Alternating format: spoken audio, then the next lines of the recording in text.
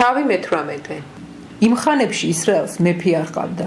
იმ ხანებში დანის ტომი თავის წინხდომილს დაეძებდა, რომ იქ დასახლებულიყო, რადგან ჯერაც არ ხდომოდა წილი ისრაელის ტომთა შორის.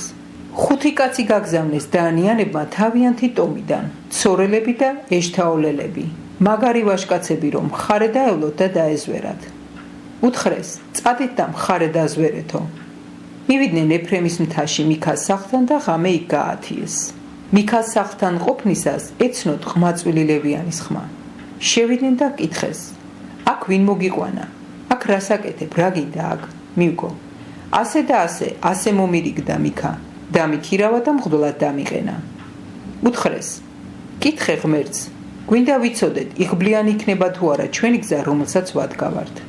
უთხრა მღვდელმა, მშვიდობით ივლით, უფალი გიფარავთ თქვენს გზაზე, რომელსაც ადგახართ. წავიდა ეს 5 კაცი, მივიდა ლაიში და ნახა. ცხოვრობს იქ ხალხი უზრუნველად, ციდონელთა წესის მიხედვით, წყნარი და უზრუნველი. ქვეყანაზე არავინ აწუხებს, არავინ ებატონება.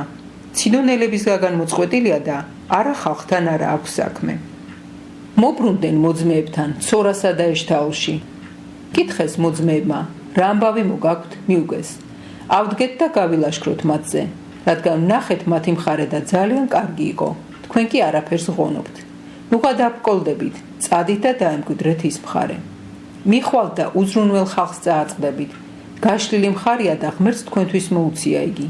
ისეთი ადგილი არაფერი რომ არ აკლია ქვეყანაზე. გაემართა იქიდან დანის ტომელთა ერთი ნაწილი, ცორელები და ეშთაოლელები, საომრად შეჭურვილი 600 კაცი. წავიდნენ და კირიათ იეყარიმში, იუდაში დაბანაკდნენ. ამიტომ ეძახიან დღემდე იმ ადგილს დანის ბანაკს. იგი კირიათ იეყარიმის გადაღმაა. იქიდან ეფრემის მთაში ავიდნენ და მიქას სახლს მიადგნენ. იმ 5 კაცმა ლაიშის მხარე რომ დაზვერა, უთხრა თანამოძმეებს, თუ იცით რომ ერთ-ერთში ამ სახლთაგან არის ეფოდი, თერაფიმი, ქანდაკი და ჩამოსხმული კერპი, და მოიფიქრეთ როგორ მოვიქცეთ. გაუხვიეს იქით და შევიდნენ ყმაწვილი ლევიანის სახლში, მიქას სახლში და მშვიდობით მოიკითხეს. 600 კაცი დანის ტომელი საომრად შეჭურვილი ჭიშკართან იდგა. ავიდა ის 5 კაცი მხარე რომ დაზვერა, შევიდა შიგნით, აიღო ქანდაკი, ეფოდი, თერაფიმი და ჩამოსხმული კერპი. მღვდელი ჭიშკართან იდგა საომრად შეჭურვილი 600 კაცის გვერდით.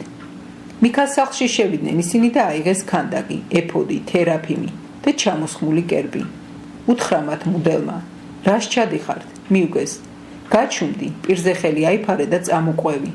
გაგვიხდი მამად და მღვდლად. რა გირჩევნია, ერთი კაცის მღვდლობა თუ ისრაელის ტომისა და მოდგმის მღვდლობა? გაუხარდა მღვდელს, აიღო ეფოდი, თერაფიმი, ქანდაკი და გაჰყვა იმ ხალხს. გაბრუნდნენ ისინი და გზას გაუდგნენ. ქალები და ბავშვები საქონელი და ტვირთი წინ გაუშვეს.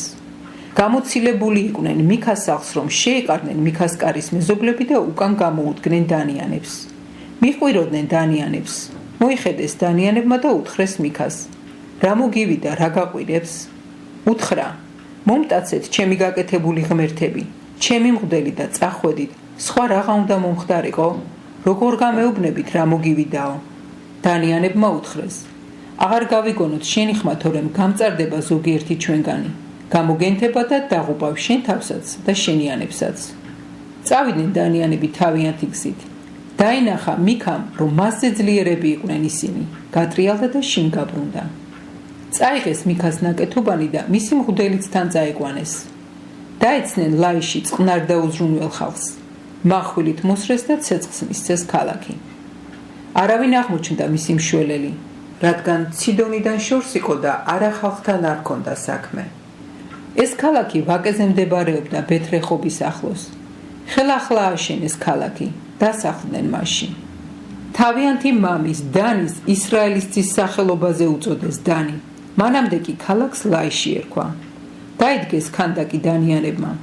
იმ ხარის გადასახლებამდე დანის ტომელთა მღვდლები იყვნენ იონათანი, ძე გერშომისა მენაშის ძისა, თავად იგი და მისი შთამომავლები. ედგათ მიქას გაკეთებული ქანდაკი მთელი ხანი, სანამ ღვთის სახლი სილუამში იყო.